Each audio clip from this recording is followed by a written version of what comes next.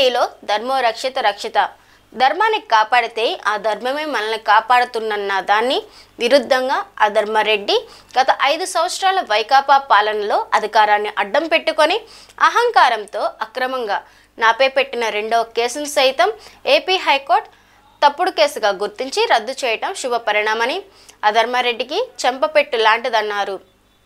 BJP Naveen Kumar Reddy ఈ సందర్భంగా ఆయన మాట్లాడుతూ గత 5 సంవత్సరాల వైకాపా పాలనలో ఢిల్లీ నుంచి డిప్యుటేషన్పై తిరుమల వచ్చి తిష్టవేసి పెత్తనం చెలాయించిన అధర్మారెడ్డికి నియంతలా వ్యవహరిస్తూ భక్తులతో పాటు టీటీడీ ఉద్యోగస్తులు, స్థానికులు, చివరికి వైకాపా నాయకులు సైతం చీకొట్టే పరిస్థితికి తెచ్చుకున్నారన్నారు. తిరుమల తిరుపతి దేవస్థానంలో ప్రతినిత్యం కూడా ధర్మో రక్షితి రక్షిత అంటారు. ధర్మాన్ని కాపాడండి, ఆ ధర్మమే మిమ్మల్ని కాపాడుతుందని.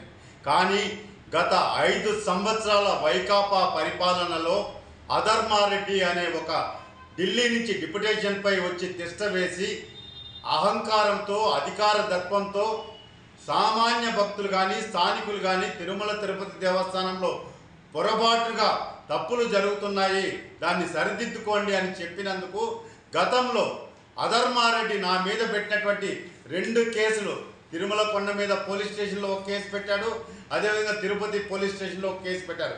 ఈ 2 కేసుల్ని భగవంతుని అనుగ్రహంతో ఇటీవల ఒక కేసు కొట్టేశారు. గత వారం మరో కేసు కూడా హైకోర్టు ఇది తప్పుడు కేసు అని చెప్పి రద్దు చేయడం అధర్మారెడ్డికి చెంపపెట్టు లాంటిదండి. నేను ఒకటే చెప్తున్నాను, తిరుమల శ్రీవారికి సేవకులుగా, స్థానికులుగా అక్కడ జరిగేదాన్ని అయ్యా దాన్ని సరిదిద్దుకోండి అని చెప్తాం. గతంలో ఉన్నటువంటి అధర్మారెడ్డి ఆ రోజు అహంకారంతో అధికారంలో మేము ఉన్నాము అని ముఖ్యమంత్రి నా జోబిలో ఉన్నాడని చెప్పని మేము సూచనలు ఇస్తే దాని మీద వ్యతిరేకంగా కేసులు పెట్టించి ఆ రోజు వేధించారు. తాత్కాలికంగా ఆనందం పొందుండొచ్చు, అంత మించి చేసింది ఏం లేదు. ఈరోజు ఎక్కడున్నాడో ఆ భగవంతుడికే తెలియాలి. కాబట్టి నేను ఒకటే చెప్తున్నాను, స్వామివారి సొమ్ము జోలికి వెళ్ళొద్దండి, తిరుమల శ్రీవారికి సేవకులుగా పనిచేయండి. ఆ రోజు నేను ఒక స్థానికుడిగా ప్రపంచ దేశాలని వణికిస్తున్నటువంటి కరోనా సందర్భంగా వేలాది మంది ప్రాణాలు కోల్పోతున్నారు. అది ఆ కరోనా కారణంగా తిరుమల శ్రీవారి ఆలయానికి వచ్చే భక్తుల కారణంగా లోపల ఉండే అర్చకులకి, టీటీడీ ఉద్యోగస్తులకి, తిరుపతి ప్రజలకి ఏదైనా ప్రమాదం జరిగే అవకాశం ఉంది, ప్రాణాలు కోల్పోయే పరిస్థితులు వస్తాయని చెప్పి తగు జాగ్రత్తలు తీసుకోండి అయ్యా అని చెప్పిన దానికి వెంటనే కేసు బుక్ చేసేశారండి, నువ్వు తప్పుడు ప్రచారం చేశావని. ఆ తర్వాత వారం రోజులకంతా దైవానుగ్రహంతో తిరుమల శ్రీవారి ఆలయం మూతపడడం జరిగింది. స్వామివారి సేవలన్నీ కూడా ఏకాంతంగా చేయడం జరిగింది. మరి ఆ రోజు మేము చెప్తే మాత్రం అహంకారంతో కేసులు పెట్టాడు. అదేవిధంగా ఈరోజు రెండవ కేసు, తిరుమల కొండ మీద లడ్డూ కౌంటర్లో పనిచేసే సిబ్బందికి గత కొన్ని సంవత్సరాలుగా నేషనల్ బ్యాంకుల ద్వారా జీతాలు చెల్లిస్తున్నారు.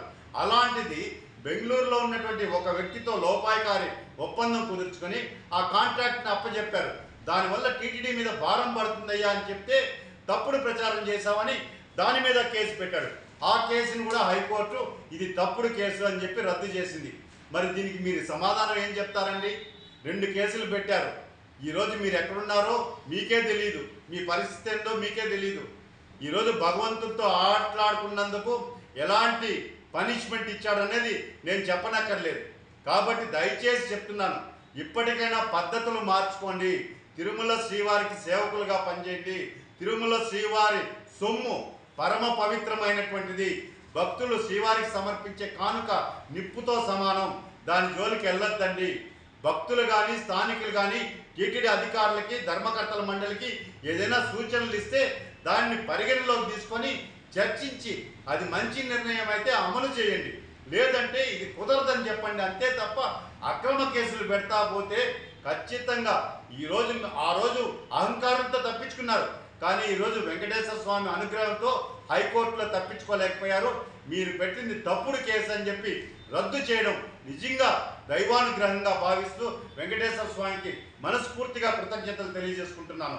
ఓం నమో వెంకటేశాయ గోవింద.